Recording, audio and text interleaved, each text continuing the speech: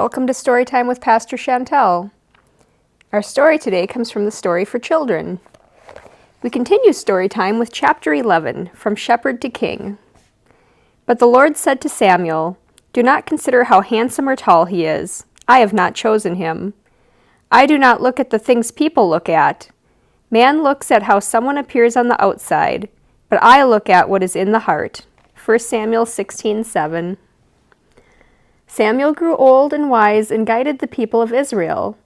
Then the people decided they wanted a king like other nations around them. God chose a man named Saul to become king. Saul was a good leader, but he disobeyed God, so God selected a new king, David, the youngest son of a man named Jesse. No one else saw what God saw.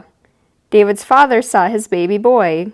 David's brother saw a younger sibling. The townspeople saw an insignificant shepherd. But God saw a king. Bigger than a giant. 1 Samuel 17. David was a good-hearted boy who took care of his father's sheep. He was kind to the lambs and loved them. David also loved singing and playing his harp. But more than anything, David loved God. One day, David's father sent him with bread and cheese to his brothers who were fighting in Saul's army. The shepherd boy delivered the food to his brothers and began to talk to the troops. "How's the battle going?" he asked. "Not so good," answered the soldiers. "Our enemy has a giant named Goliath on their side. Look at him over there on the hill. He's going to kill us all." David looked at Goliath. Bigger than big, thought the boy. But Goliath's size did not bother David. He marched up to King Saul and volunteered to fight. "You," the king laughed. "Is that a joke?" David spoke up. "I have killed a lion and a bear all by myself. The Lord who rescued me from the lion and the bear will save me from Goliath."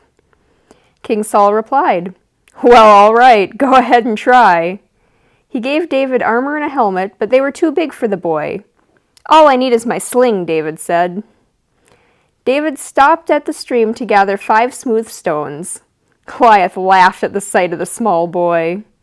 But David wasn't afraid. He put a stone in his sling and whirled it at the giant. The stone clobbered Goliath right in the head.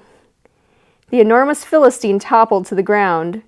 The Israelites cheered for the little warrior. David won the battle. God's message for us today. You shall become a great warrior and leader of my people.